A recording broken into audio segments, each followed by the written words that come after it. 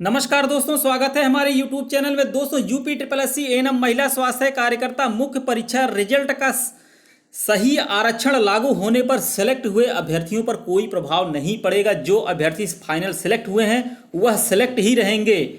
आरक्षण को लेकर अभ्यर्थियों में नाराजगी है। एक बार सभी लोग आरक्षण को एकदम बारीकी से समझें।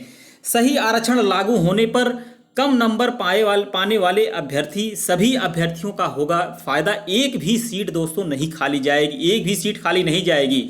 मैं अपने YouTube के माध्यम से आप लोगों को बता रहा हूं, तो बहुत से अभ्यर्थी जो है नाराज हो जा रहे हैं कि अब आप भर्ती को फंसा रहे हैं। दोस्तों, मैं भर्ती को फंसा नहीं रहा हूं, मैं आप लोगों को रास्ता बता रहा हूं कि पद के सापेक्ष जो है, जो आरक्षण होते हैं, वह आरक्षण आप लोग को कैसे मिला है वही मैं आप लोग को बता रहा हूं। ना तो मैं आपसे कह रहा हूं कि आप हाई कोर्ट जाइए, डबल बेंच जाइए या सुप्रीम कोर्ट जाइए, लड़ाई लड़िए, मैं ये नहीं कह रहा हूं।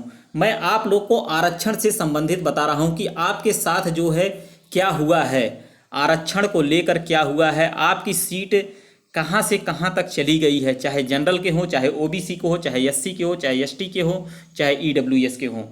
तो दोस्तों, जो अभ्यर्थी फाइनली सेलेक्ट हुए हैं उन पर कोई प्रभाव नहीं पड़ेगा। सबसे पहले वीडियो को एक लाइक करिएगा। चैनल पर नए तो दोस्तों चैनल को सब्सक्राइब जरूर कर लीजिएगा और वीडियो को ज़्यादा से ज़्यादा शेयर करिएगा दोस्तों।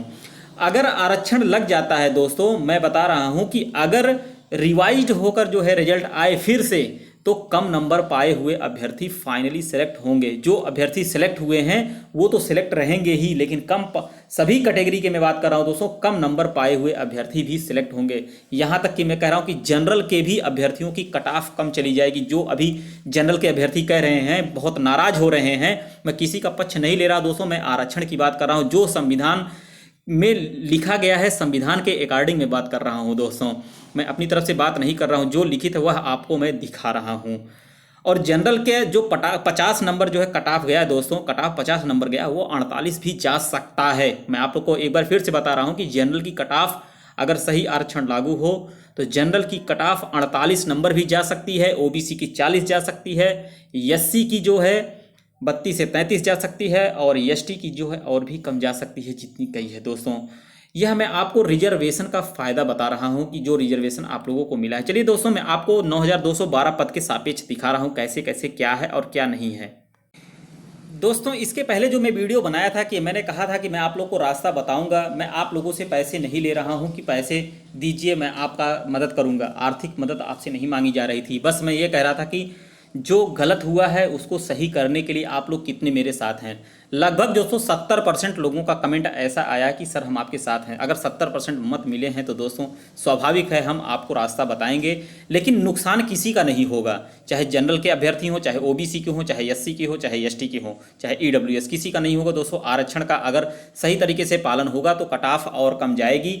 इसीलिए मैं आप लोग से कह रहा हूँ कि ज़्यादा से ज़्यादा संख्या में अभ्यर्थी जुड़ें, जो मैं आप लोग को बताऊंगा। लेकिन दोस्तों, बहुत से अभ्यर्थी नाराज हो रहे थे, मन तो यही कह रहा कि अब रास्ता ना ही बताऊं, क्योंकि बहुत गलत गलत कमेंट कर रहे हैं, अच्छा नहीं है। अगर मैं किसी की हेल्प कर रहा हूं तो उसको समझना चाहिए। अब दोस्तों, आप लोग भी समझ सकते हैं, 9212 पद के सापेक्ष ओबीसी को 27% के हिसाब से 2487 सीटें मिलनी चाहिए, लेकिन 1660 ही सीट जो है दिया गया है।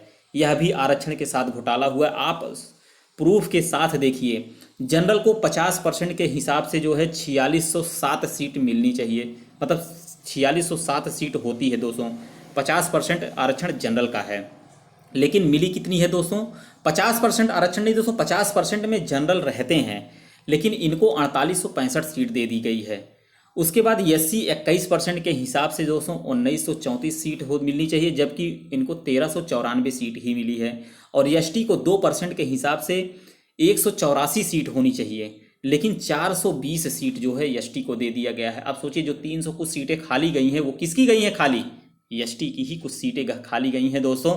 वही सीट अगर एससी और ओबीसी या जनरल में मिला दी जाती हैं तो कट ऑफ और कम हो जाएगा। अब दोस्तों सोचिए, जो 300 कुछ सीटें खाली चली जा रही वो किस काम की है? वो अगली भर्ती में फिर ऐड होंगी।